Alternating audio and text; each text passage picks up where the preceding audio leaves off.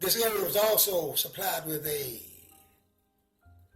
plant who sold gravel and consequently had a big pool, filthy looking pool.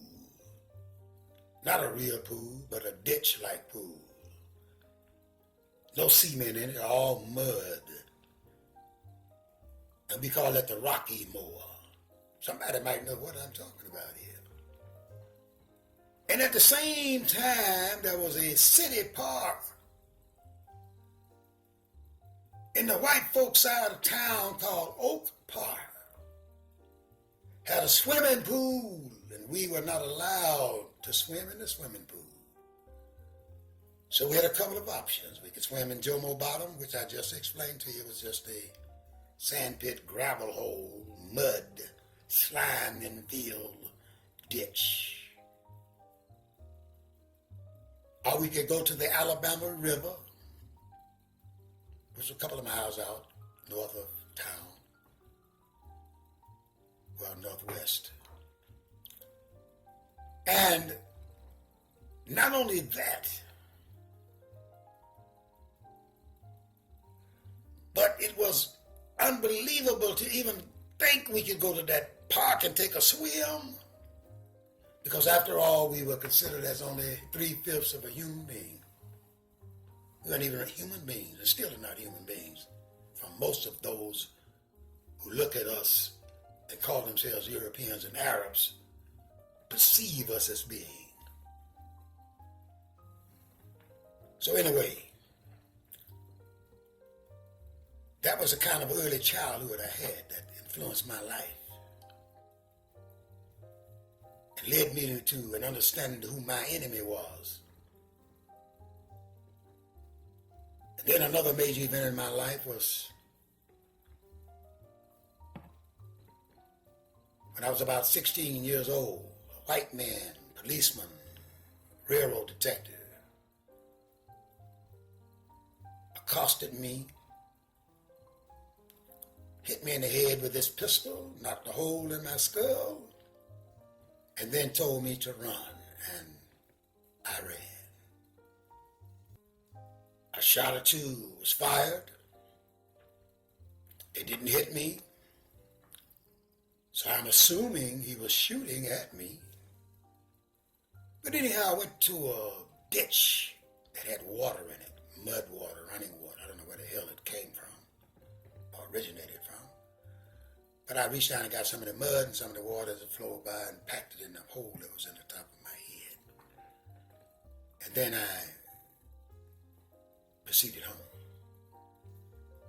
I didn't tell my father anything about it, but I made an oath to myself that that white man who treated me as less than a human being, as less than he would his dog,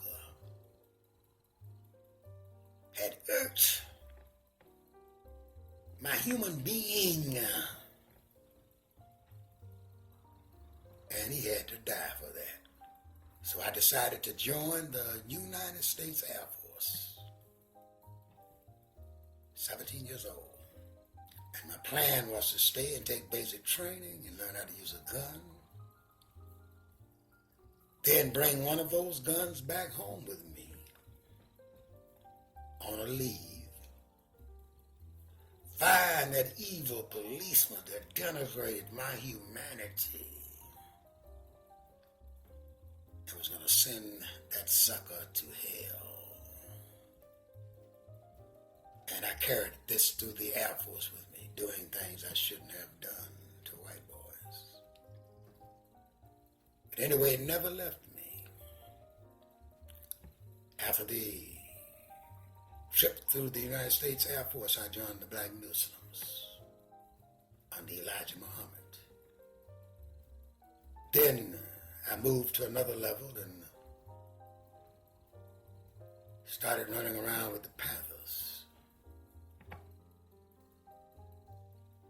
dibbing and dabbing in this group and the other group, interested in it, until we became so stupid, so enamored with the hope and belief that our enemies were going to love us one day. That we allowed them to trick us, fake us out, come in our midst as friends, infiltrate our neighborhoods and our minds, dumped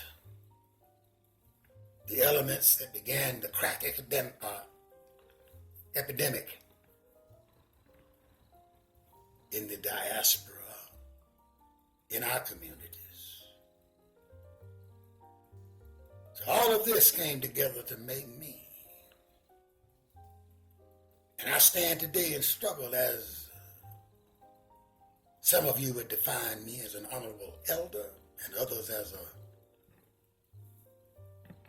damned old crazy troublemaker. But in any event, I stand before you today as an elder of the global African people.